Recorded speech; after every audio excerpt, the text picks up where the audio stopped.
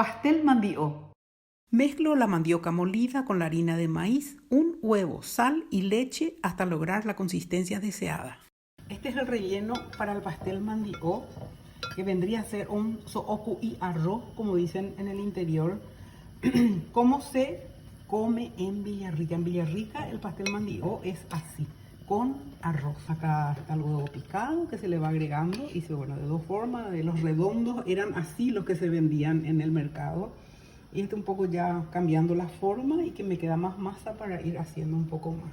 El aceite calentándose en la olla de hierro y cuando esté bien caliente vamos a proceder a freír.